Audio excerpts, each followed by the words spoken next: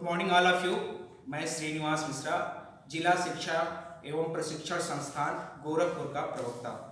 आज मैं आप लोगों के समक्ष वर्तमान भारतीय समाज एवं प्रारंभिक शिक्षा जो कि डीएलएड सेकेंड सेमेस्टर का एक प्रश्न पत्र है, उसके अंतर्गत आने वाले एक प्रकरण आदर्शवाद पर चर्चा करेंगे। हमें दर्शन की क्या जरूरत है? आदर्शवाद एक पाश्चात्य दर्शन है। हमें दर्शन की अध्ययन करने की क्या जरूरत है? हम तो शिक्षक हैं। तो दोस्तों, मैं आप लोगों को बता देना चाहता हूं कि एक शिक्षक जो है वो दार्शनिक भी होता है। उसमें चिंतन करने की, विचार करने की, शुभ अशुभ का ज्ञान होना चाहिए। और जो दर्शन है सभी विषयों का जनक है। इस और शिक्षा और दर्शन दोनों एक दूसरे से जुड़े हुए हैं। शिक्षा और दर्शन दोनों का उद्देश्य सत्य की प्राप्ति, सत्य की खोज करना है। और दर्शन के ज्ञान से हमें शिक्षा का संप्रत्यय, शिक्षा के उद्देश्य, शिक्षण विधि इत्यादि बहुत सारे शिक्षा के प्रकरणों का ज्ञान होता है। इसलिए दर्शन की आवश्यकता पड़ती है। आज हम लोग आदर्शवाद के बारे में आप लोगों के समक्ष अपने विचार प्रस्तुत करेंगे। जैसा कि आदर्शवाद को अंग्रेजी में आइडियलिज्म कहते हैं। आइडियलिज्म जो है तीन शब्दों के मेल से बना है, idea plus L plus ism. Idea का मतलब होता है विचार। एल का कोई अर्थ नहीं होता, केवल ये उच्चारण के लिए एल का प्रयोग किया गया है। और इज्म का अर्थ होता है वाद, अर्थात विचारवाद। तो मुख्यतः आइडियलिज्म का शाब्दिक अर्थ है विचारवाद, लेकिन इसके लिए आदर्शवाद शब्द रूढ़ हो गया। ऐसा नहीं है कि दूसरे जो वाद हैं वो आदर्श की बात नहीं करते, दूसरे वाद भी आदर्श की बात करते हैं, केवल आदर्शवादी ही आदर्श की बात नहीं करते। आदर्शवाद की विभिन्न शाखाएं हैं। प्लेटो का वस्तुनिष्ठ आदर्शवाद, हेगल का आदर्शवाद, हेगल का द्वंद्वात्मक आदर्शवाद, कांट का प्रपंचात्मक आदर्शवाद और आधुनिक जो है आदर्शवाद। सभी आदर्शवादियों में थोड़ा बहुत अंतर है उनके विचारों में, लेकिन कुछ विचार ऐसे हैं जो सभी में समाहित है। जैसे आध्यात्मिक जगत की सत्ता को आदर्शवाद स्वीकार करता है। भौतिक जगत की अपेक्षा आध्यात्मिक जगत को वो वास्तविक मानता है। इसके अलावा वस्तु जगत की अपेक्षा वो विचार जगत को वास्तविक मानता है। तो दत्ता का एक परिभाषा है कि आदर्शवाद आध्यात्मिक जगत में विश्वास रखता है। अब इसके अंतर्गत हम लोग शिक्षा का अर्थ देखेंगे। शिक्षा का क्या तात्पर्य? आदर्शवादियों के अनुसार शिक्षा क्या होनी चाहिए?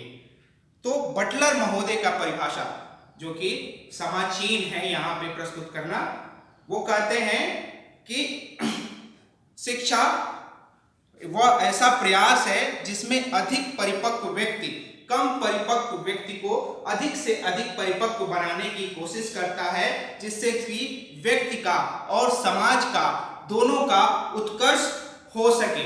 अर्थात शिक्षा एक प्रक्रिया है। कैसी प्रक्रिया है? जो प्रयास के द्वारा किया जाए। ऐसा नहीं है कि बिना उद्देश्य के ही प्रयास किया जाए। इसमें उद्देश्य निर्धारित होता है कि एक कम परिपक्व व्यक्ति को अधिक से अधिक परिपक्व बनाया जाए। ये शिक्षा का अर्थ यहाँ पे व्यवहारिक रूप से प्रस्तुत हुआ। शिक्षा के उद्देश्य के बारे में आदर्शवादियों के अनुसार शिक्षा के क्या उद्देश्य होने चाहिए? तो आदर्शवादियों के अनुसार शिक्षा का जो परम उद्देश्य होता है व्यक्तित्व का विकास या आत्मानुभूति। व्यक्तित्व को विकास को ही हम आत्मानुभूति कह सकते हैं। आत्मानुभूति के प्राप्त करने के लिए 4 सोपान हैं: शारीरिक स्व, सामाजिक स्व, बौद्धिक स्व और आध्यात्मिक स्व। शारीरिक स्व में शारीरिक विकास का उद्देश्य समाहित है। सामाजिक स्व में सामाजिक विकास का उद्देश्य, बौद्धिक स्व में बौद्धिक विकास का उद्देश्य समाहित है। और आध्यात्मिक स्व ऐसा स्व है, वह ऐसा चरण है, ऐसा सोपान है जहां पे गुण निरपेक्ष हो जाते हैं। शारीरिक स्व जिसे कि प्रकृतिवादी आत्माभिव्यक्ति कहते हैं, वो यहीं तक सीमित रहते हैं। सामाजिक स्व, जो सामाजिक कुशलता की बात है, जो कि रियलिज्म वाले, वो वहीं तक सीमित है, सामाजिक कुशलता की बात करते हैं। फिर बौद्धिक स्व में तर्क और बुद्धि के द्वारा ज्ञान की प्राप्ति होती है, और आध्यात्मिक स्व वो सबसे उच्च सीमा है, जहां पर पहुंचने के बाद से आत्मा और परमात्मा के बीच का द्वंद्व जो है खत्म हो जाता है। उसके बाद अमर मूल्यों की प्राप्ति। आदर्शवादियों का जो 3 अमर मूल्य है, सत्यम, शिवम और सुंदरम। शिक्षा का प्रमुख उद्देश्य यही है कि इन तीनों मूल्यों की प्राप्ति की जाए। राम शकल पांडे ने कहा है कि ये तीनों मूल्य कुछ अलग नहीं है, जबकि एक ही सिक्के के पहलू हैं, जिसको अलग नहीं किया जा सकता। वो कहते हैं कि जो सत्य है वही शिव है, और जो शिव है वही सुंदर है। तो सत्य के ज्ञान प्राप्ति के बाद ही शिव और सुंदर की प्राप्ति हो सकती है। ये शिक्षा के द्वारा ये उद्देश्य निर्धारित किया गया है कि ये जो अमर मूल्य है उसकी प्राप्ति की जाए। इसके बाद सांस्कृतिक विकास एवं हस्तांतरण। आदर्शवादियों के अनुसार जो हमारी संस्कृति है वो सदियों से ज्ञानियों के द्वारा संचित ज्ञान का भंडार है, जो एक पीढ़ी से दूसरे पीढ़ी तक हस्तांतरित होनी चाहिए, और इसके साथ इसमें विकास भी होना चाहिए। शिक्षा ये दोनों कार्य बखूबी निभाता है। तो शिक्षा का एक प्रमुख उद्देश्य ये भी है कि संस्कृति का विकास एवं एक पीढ़ी से दूसरी पीढ़ी में हस्तांतरण। और अंतिम है पवित्र जीवन की तैयारी। शिक्षा का प्रमुख उद्देश्य यही है कि एक पवित्र जीवन व्यक्ति का निर्माण किया जाए, जिसमें जो समाज की जो बुराइयां हैं वो उनके अंदर न रहे, जो उसके अंदर आध्यात्मिक गुण है उनका विकास करके उनका बाह्य प्रकटीकरण किया जाए। इसके बाद ये तो शिक्षा का उद्देश्य हुए। उसके बाद शिक्षा का पाठ्यक्रम। तो विभिन्न आदर्शवादियों में शिक्षा के भिन्न भिन्न प्रकार के पाठ्यक्रमों को प्रस्तुत किया है। यहाँ एक पाठ्यक्रम की हम बात करेंगे प्लेटो का जो अमर मूल्य है सत्यम, शिवम और सुंदरम, इसी के आधार पर उन्होंने पाठ्यक्रम का निर्धारण किया। उन्होंने सत्यम जो कि एक बौद्धिक कार्य है, सत्य की प्राप्ति बौद्धिक कार्य है, तो बौद्धिक क्रियाओं को इसके अंतर्गत रखा। इसके अंतर्गत भाषा, गणित और विज्ञान की विभिन्न शाखाएं सम्मिलित है। शिवम मतलब कल्याणकारी। इसमें नैतिक विषयों से संबंधित बहुत सारे विषयों को रखा गया, जैसे नीति शास्त्र, धर्मशास्त्र, अध्यात्म शास्त्र, ये सारे विषयों का अध्ययन इसके अंतर्गत किया जाता रहा है। उसके बाद तीसरा है सौंदर्यात्मक पक्ष में आपका कला, साहित्य, ये सारे विषय आते हैं। तो ये प्लेटो के अनुसार शिक्षा का पाठ्यक्रम है। शिक्षण विधि की बात की जाए तो आदर्शवादियों का ने किसी एक शिक्षण विधि के गुलाम ना रह के वो शिक्षण विधियों के निर्माता रहे। बहुत सारे आदर्शवादियों ने बहुत सारे शिक्षण विधियों को अब प्रतिपादन किया। जैसे सुकरात ने प्रश्नोत्तर विधि का निर्माण किया, जिसमें जो भी जिज्ञासा हो छात्र का वो प्रश्नोत्तर के माध्यम से अपने शिक्षक के सम्मुख प्रस्तुत करता है और उसके उत्तर को प्राप्त करता है। इनके शिष्य प्लेटो द्वारा संवाद विधि, डायलॉग मेथड का प्रतिपादन किया गया, जिसमें वो अपने सामने वाले से संवाद स्थापित करते हैं और अपने विचारों को एक व्यक्ति से दूसरे व्यक्ति तक पहुंचाते हैं। तीसरा विधि जो है आगमन निगमन विधि, अरस्तु का आगमन निगमन विधि, इसके बारे में विस्तार से चर्चा की जा चुकी है। बहुत सारे विद्वानों ने इस पर चर्चा किया है। उसके बाद हीगल का तर्क विधि, इसके द्वारा भी शिक्षण कार्य किया जाता है। इसके अलावा आदर्शवादियों ने अनुकरण विधि पर विशेष बल दिया। उनका मानना है संपूर्ण भौतिक जगत जो है आध्यात्मिक जगत का अनुकरण है, और जो छात्र है वो शिक्षक का और समाज में जो विकसित व्यक्ति है, जिनका विकास हो गया है, परिपक्व व्यक्ति है, उनका अनुकरण करके वो सीखते हैं। लेकिन वो बंदरों के जैसे अनुकरण नहीं करते। वो जो मनुष्य है एक ऐसा प्राणी है जिसमें आध्यात्मिक शक्ति निहित होती है।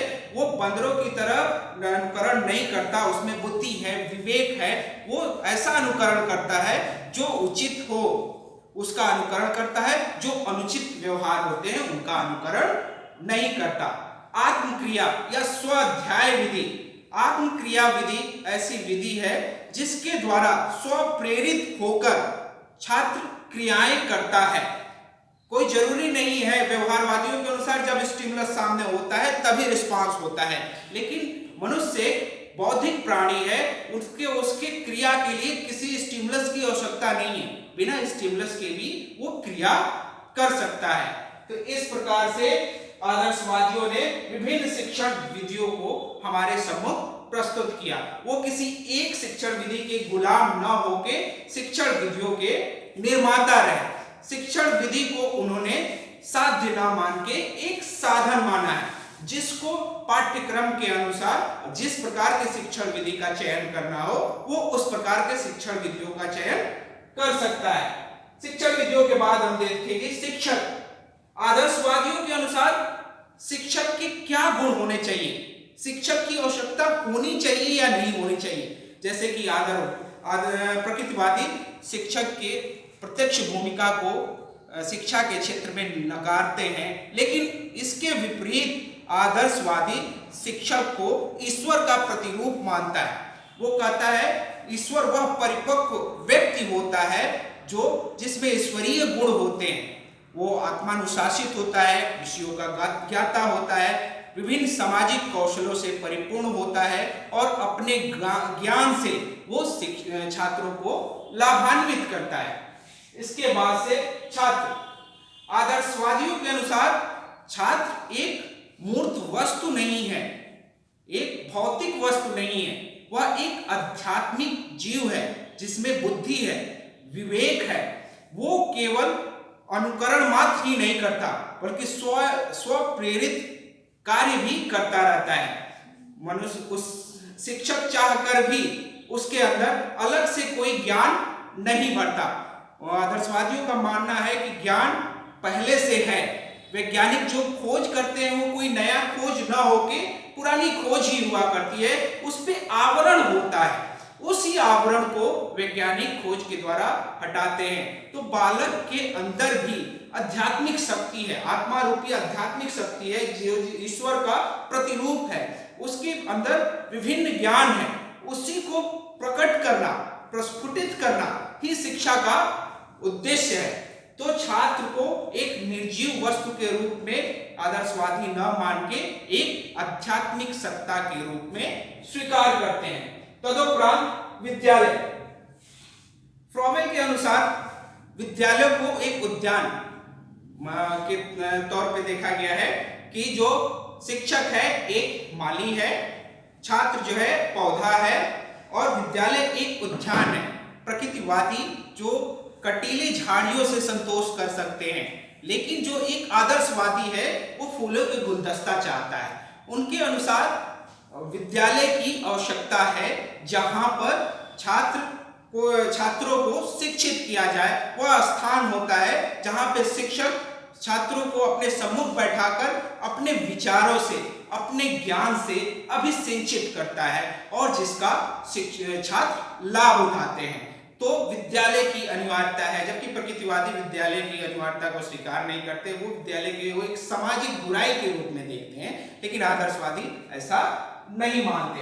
अनुशासन की बात की जाए तो आदर्शवादियों का मानना है कि छात्र न तो जन्म से गुणी होता है, सद्गुणी होता है और न ही पापी।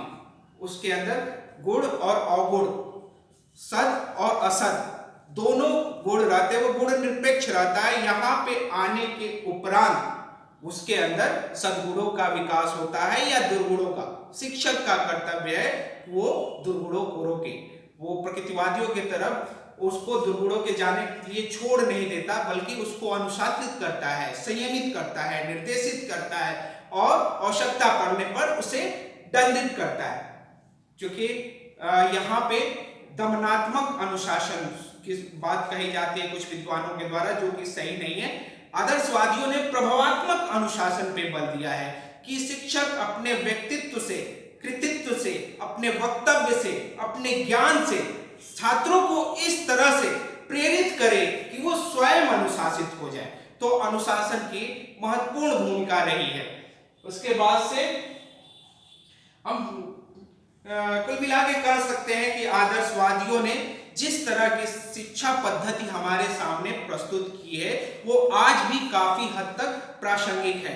जो गुरु शिष्य संबंध और जो कि आदर्शवादियों के प्रतिपादन किया, वो आज की वर्तमान परिप्रेक्ष्य में बहुत आवश्यक है। क्योंकि वर्तमान परिप्रेक्ष्य में गुरु और शिष्य के संबंध में भेद, उस तरह के संबंध नहीं रह गए। इसके अलावा भिन्नता में एकता, ये आदर्शवादियों की मानना है कि विभिन्नता में एकता सभी मनुष्यों को परमात्मा का अंश मानता है और इस तरह से मनुष्य भिन्न होते हुए भी परमात्मा का अंश है। उसने एकता विभिन्नता में एकता के सिद्धांत का प्रतिपादन किया।